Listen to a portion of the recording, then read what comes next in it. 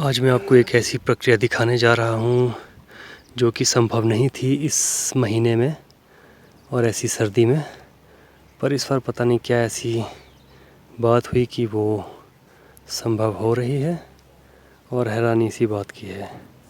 तो आइए मैं आपको दिखाता हूँ वो प्रक्रिया क्या है।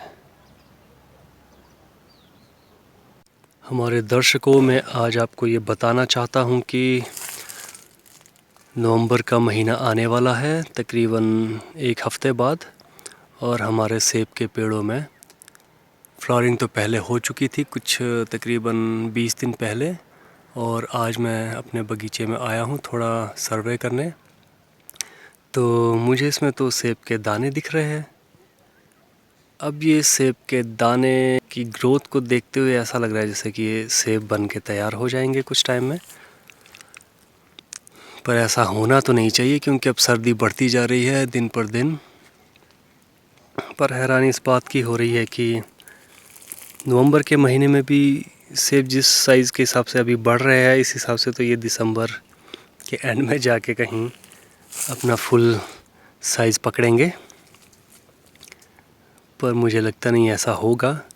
पर जो प्रक्रिया भी चली हुई है नवंबर के महीने के आने तक, तो उस हिसाब से ये बहुत ही हैरानी वाली बात है।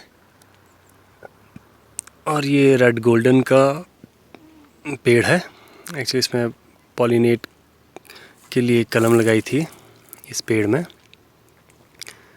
तो अब हैरानी हो रही है कि आखिर कोई आदमी मुझे ये सजेशन दे कि ये जो प्रक्रिया चली है सर्दी के महीने में, तो आखिर किस प्रोसेस के मुताबिक ये दाने उगने शुरू हुए हैं।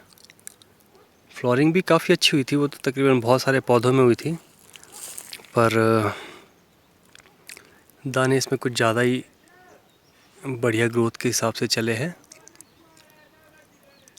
और ठीक इसी तरह इस पौधे में भी, जबकि ये रॉयल है, रॉयल में भी चलो ये तो थोड़ा सूखने की कगार पर तो नहीं है, पर फिर भी फूल ख़त्म होने के बाद इसमें सेब की मटर के आकार के, तो क्या, पर मटर से भी छोटे आकार के दाने ग्रोथ हो चुके हैं। इसमें पूरे में फ्लावरिंग हुई थी मेरे तकरीबन सारे न्यू प्लांटेशन में, जो मतलब नए पौधे हैं। ये देखिए कि यहाँ पे भी है। आखिर ये किस हिसाब से दाने बन रहे होंगे। एक्चुअली बात ऐसी थी कि मैंने इसमें स्प्रे की थी यूरिया की और पॉइज़न की, जिसमें से यूरिया मुझसे थोड़ा ज़्यादा पड़ गया था, जिस कारण इनके पत्ते थोड़े जल भी गए थे। तो मेरे ख्याल से उस स्प्रे का असर है ये, क्योंकि उस स्प्रे के बाद ही इसमें फ्लावरिंग शुरू हुई। एक्चुअली पहले तो पत्ते काफ़ी हद तक सूख गए थे, जैसे देखिए बीच बीच में ये आपको दिख रहे होंगे, ये पत्ते इस टाइप के बीच में सूख गए थे। तो उसके बाद इसमें नए पत्ते आने शुरू हो गए थे। तो नए पत्ते शुरू हुए तो उसके बाद फ्लावरिंग शुरू हो गई। अब जब फ्लावरिंग शुरू हो गई तो फ्लावरिंग को जब पूरा टाइम मिल गया, थोड़ी गर्मी मिल गई, धूप मिल गई यहाँ पे, तो ये दानों में कन्वर्ट हो गए। अब देखने वाली बात ये है कि ये दाने सेब बन के तैयार होंगे कि नहीं, वो थोड़ा एक सोचने का विषय है। ये था एक्चुअली इस तरीके से मेरे पत्ते यूरिया ज़्यादा डालने की वजह से सूख चुके थे। अब यहाँ पे उसका इफ़ेक्ट इतना ज़्यादा नहीं है क्योंकि अब तो नए पत्ते भी आ गए हैं। यूरिया थोड़ी ज़्यादा पड़ गई थी, जिस वजह से पत्ते थोड़ी इस तरीके से सूख चुके थे। उसके बाद वो प्रक्रिया शुरू हुई, जैसे कि ये देखिए यहाँ पे पत्ते सूख गए थे, फिर यहाँ से ये दोबारा इसने अपने पत्तों को ग्रोथ देना शुरू कर दिया।